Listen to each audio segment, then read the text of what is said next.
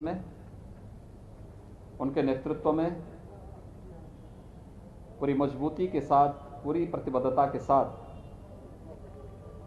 हर नागरिक के जीवन और उसकी जीविका को बचाने के लिए हर संभव प्रयास हो रहे हैं और उसके अपेक्षित परिणाम भी सामने आ रहे हैं। इस लड़ाई में देश के अंदर सबसे बड़ी आबादी का राज्य उत्तर प्रदेश अपनी प्रभावी भूमिका के साथ कार्य कर रहा है। देश के अंदर सबसे बड़ी आबादी का राज्य होने और जितनी बड़ी आबादी है उतनी ज्यादा हमारे सामने चुनौती भी थी। विशेषज्ञों ने तमाम प्रकार की आशंकाएं भी व्यक्त की थी, लेकिन टीम वर्क और जो मंत्र आदरणीय प्रधानमंत्री जी ने दिया था प्रारंभ में ही कोरोना से लड़ने के लिए कि हमें ट्रेस, टेस्ट एंड ट्रीट के इस फार्मूले को अपनाना पड़ेगा, ट्रिपल टी के इस फार्मूले के आधार पर कोरोना के खिलाफ जो व्यापक अभियान चला, आज उसके अपेक्षित परिणाम हम सबके सामने हैं। उत्तर प्रदेश ने अब तक 4,77,00,000 से अधिक टेस्ट किए हैं। ये देश के अंदर सर्वाधिक टेस्ट है और उसी का परिणाम है कि जिस प्रदेश के बारे में तमाम प्रकार की आशंकाएं व्यक्त की जा रही थी और प्रदेश आज एक सुरक्षित स्थिति की ओर आगे बढ़ रहा है। यूपी के बारे में कहा जाता था कि यहां स्थिति अनियंत्रित हो जाएगी, अस्त व्यस्त हो जाएगी। 15 मई तक 30 लाख से ज्यादा एक्टिव केस होंगे। 25 अप्रैल से लेकर के 10 मई के बीच में 1 लाख केस प्रतिदिन आएंगे।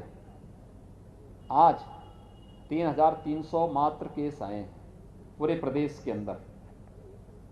एक्टिव केस की संख्या जो 30 अप्रैल को 3,10,000 थी, आज वह घटकर के मात्र 62,000 रह गई है। यानी एक अर्ली एंड एग्रेसिव जो कैंपेन स्टेट ने चलाया,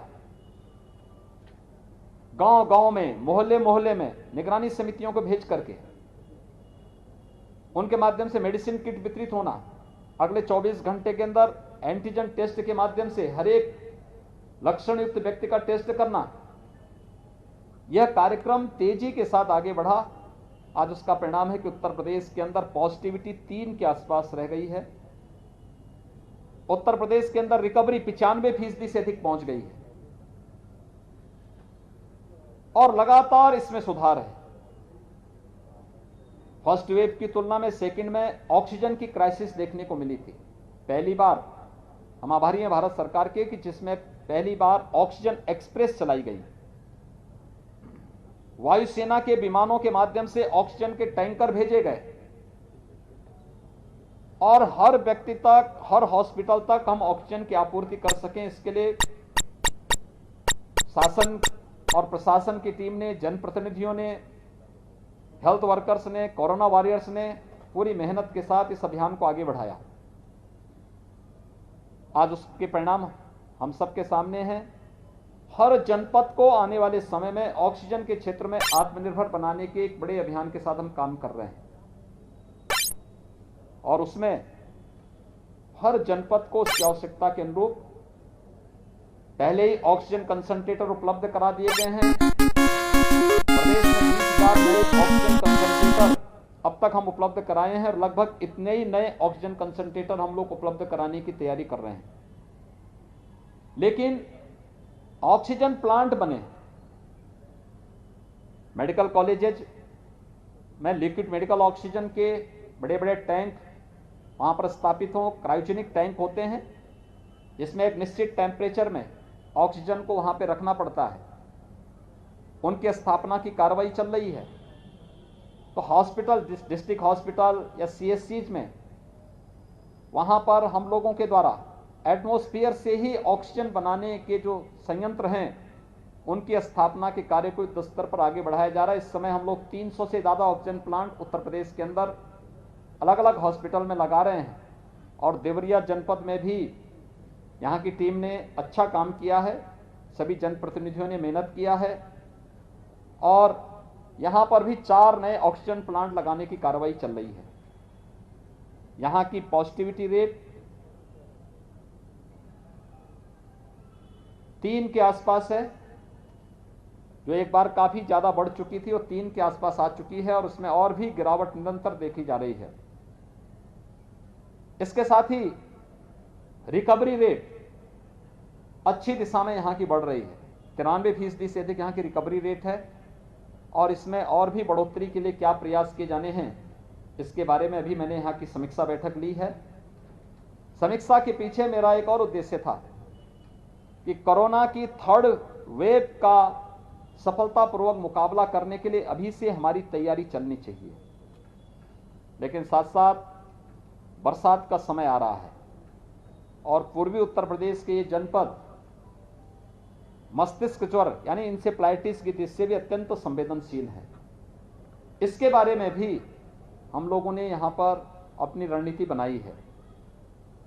हमने 3 वर्ष पहले भारत सरकार के सहयोग से गोरखपुर और बस्ती कमिश्नरी के हर जनपद में डिस्ट्रिक्ट हॉस्पिटल में 12 से 15 बेड के पीको और कुछ सीएससी में भी मिनी पीको के निर्माण की कार्रवाई की थी, पीडियाट्रिक आईसीयू के निर्माण की कार्रवाई की थी और उसके बहुत अच्छे परिणाम आए थे। इंसेफ्लाइटिस से मौत के आंकड़े को हम 95% तक रोकने में सफल हो गए थे।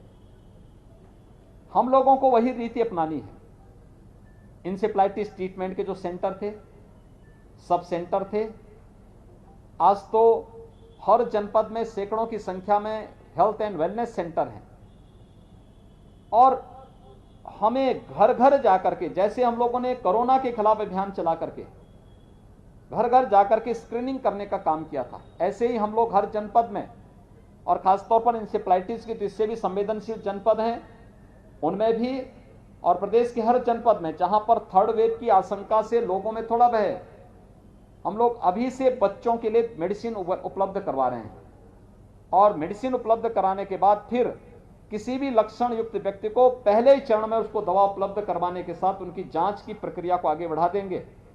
तो हम लोग 3rd वेव को भी रोकेंगे और इंसेफ्लाइटिस से होने वाली मौतों के आंकड़ों को हम लोगों ने पिछले वर्ष तक ला करके जिस स्थिति में किया उससे भी हम नीचे उसको लाने की दिशा में प्रयास करेंगे। यहाँ पर एक पीको का काम, पीको पहले से यहाँ पे बना हुआ है, 15 बेडेड है, 20 बेडेड एक नया पीको के निर्माण के लिए हमने अभी आदेश किया है और एक नई सीएससी लार में उसको भी एक पीडियाट्रिक आईसीयू के रूप में भी वहाँ एक मिनी पीको के निर्माण के लिए मैंने अभी अपनी सहमति दी है कि यह कार्य यहाँ पे प्राथमिकता के आधार पर आगे बढ़ जाए। हर हेल्थ सेंटर, प्राथमिक स्वास्थ्य केंद्र, सामुदायिक स्वास्थ्य केंद्र गतिविधियों का केंद्र बने। वहां पे एंटीजन टेस्ट हो, वहां वैक्सीनेशन की कार्रवाई हो, वहां पे सामान्य जांच की सुविधा लोगों को मिले। इस कार्रवाई के साथ उसको जोड़ने की कार्रवाई तेजी के साथ आगे बढ़ी है और सभी जनप्रतिनिधियों से मैंने अपील की है वह कम से कम एक सीएससी या एक पीएससी को गोद लेकर के वहां की एक्टिविटीज के साथ जुड़े, जिससे हर व्यक्ति को हम बेहतर स्वास्थ्य की सुविधा उपलब्ध करवा सकें और इस दिशा में यह प्रयास प्रारंभ हुआ है। प्रदेश ने अब तक टेस्ट की कार्रवाई में भी एक लंबी छलांग लगाई। 1,81,00,000 लोगों को हम वैक्सीन दे चुके हैं, जिसमें 13,65,000 से अधिक युवा हैं। 1 जून से हर जनपद में हम वैक्सीन देने की कार्रवाई 18 से 44 वर्ष की उम्र के प्रत्येक व्यक्ति को करने जा रहे हैं और वैक्सीनेशन के लिए हम लोगों को प्रेरित कर सकें। हर व्यक्ति टेस्ट कराने से कोई भागे ना, क्योंकि मैंने अभी गांव का दौरा भी किया था और गांव में मैंने देखा है लोगों में कुछ संकोच है टेस्ट कराने से या वैक्सीन लेने से। मेरी आप सबसे अपील है हम लोगों को प्रेरित करें। मीडिया एक बहुत बड़ा माध्यम बन सकता है लोगों को बताने के लिए। जिन लोगों ने, उनके गांव के आसपास जिन लोगों ने वैक्सीन ली है, उनकी फोटो छाप करके आप उनका छोटा सा इंटरव्यू कि मैंने भी वैक्सीन ली है, मुझे कोई दिक्कत नहीं हुई, मैंने भी वैक्सीन ली है और मैं कोरोना से पूरी तरह सुरक्षित हूं। यानी एक सुरक्षा कवच प्रदान करेगा। और इसीलिए वैक्सीन निःशुल्क राज्य सरकार भी और केंद्र सरकार भी 18 से 44 को राज्य सरकार की मदद से और 45 से ऊपर सभी लोगों को भारत सरकार की मदद से निःशुल्क वैक्सीन मिल रहे हैं। वैक्सीनेशन का जो अभियान हमारा 1 जून से 18 से 44 की उम्र के लोगों के लिए प्रारंभ होने जा रहा है, इसमें हम लोगों ने कुछ और चीजें जोड़ने की व्यवस्था की है। एक, हर जनपद में कुछ ऐसे केंद्र बनाएंगे जो अभिभावक स्पेशल हो। 12 वर्ष की कम उम्र के बच्चों के अभिभावकों को समय से वैक्सीन देना, जिससे ये कामकाजी वर्ग है, यह वर्ग सुरक्षित रहेगा तो उनके बच्चे भी सुरक्षित रहेंगे। जो थर्ड वेव की आशंका बच्चों के प्रति व्यक्त की जा रही है, हम उन्हें वैक्सीन देकर के पहले ही सुरक्षित करेंगे। दूसरा, आने वाले समय में 12 से 18 के बीच की वैक्सीन भी आने वाली है। हम समय से उन बच्चों को वैक्सीन देकर के उनको भी सुरक्षित करेंगे। तीसरा, हर जनपद में न्यायिक अधिकारियों के लिए और उनके परिवार के लोगों के लिए और दूसरा मीडिया के लिए भी एक अलग अलग बूथ बनाने के लिए, वैक्सीन के लिए बनाने के लिए कहा गया है।